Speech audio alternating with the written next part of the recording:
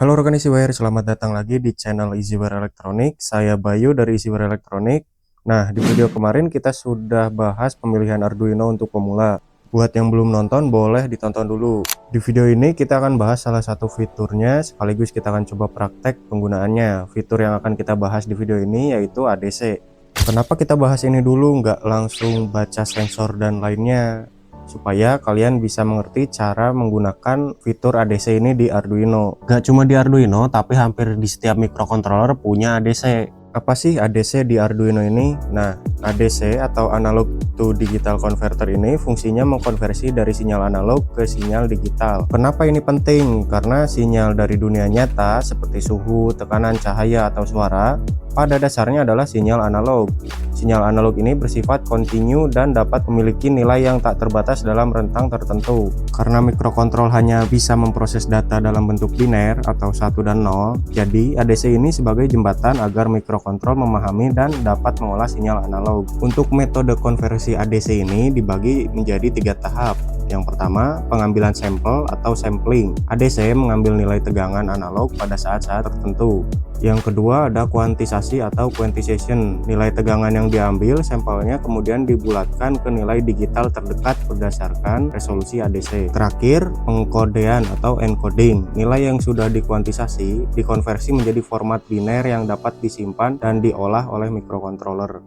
Metode ADC yang digunakan di Arduino ini adalah Successive Approximation Register atau SAR ADC. Cara singkat, prinsip kerjanya dengan cara membandingkan tegangan input dengan tegangan yang dihasilkan oleh DAC internal secara berurutan.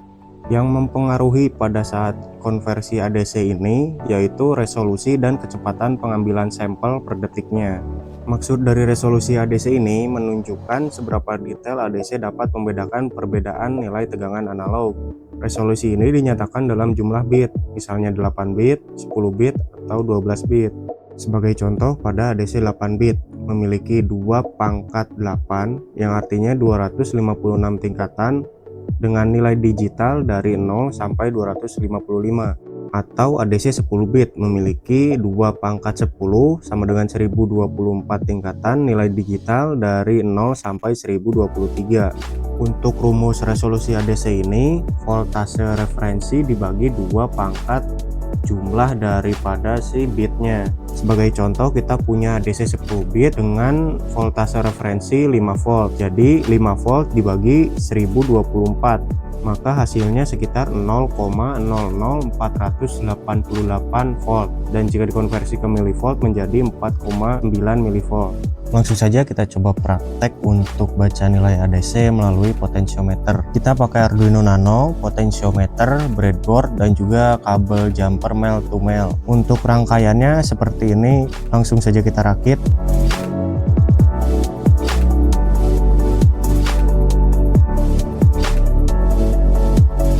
Nah, kalau udah jadi, kalian sambungin Arduino Nano-nya ke PC atau laptop kalian. Kemudian kita buka Arduino IDE-nya. Pertama kita akan buat parameter pin potentiometernya, yaitu di pin analog 0. Kita tulis di atas void setup. Kemudian di void setup, untuk menampilkan hasil pembacaan ADC-nya, kita perlu menuliskan serial begin 9600. Kita setting pin potentiometer tadi, yaitu di pin analog 0, menjadi input melalui pin mode yang berisikan parameter pin potensionya tadi dan juga mode untuk potensionya.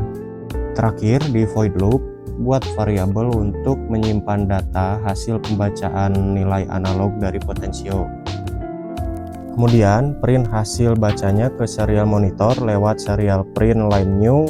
Jangan lupa kita tambahkan delay untuk jeda ketika menampilkan di serial monitornya. Jika sudah, kita upload ke Arduino Nano-nya, sesuaikan dengan portnya. Kita ubah prosesornya ke Atmega tipe old bootloader. Kita buka serial monitor dan hasil pembacaannya akan tampil di sini.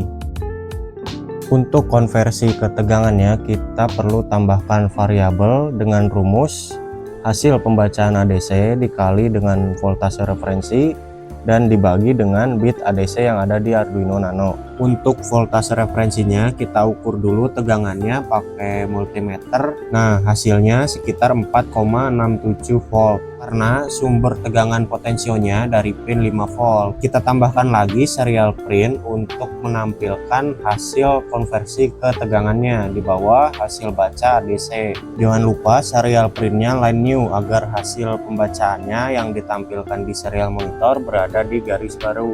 Nah, seperti ini hasilnya.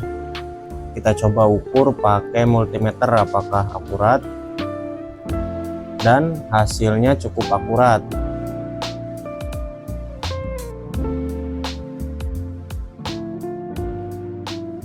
Cukup sekian video dari kami, saya Bayu dari Easyware Electronics. Terima kasih dan sampai jumpa di next video.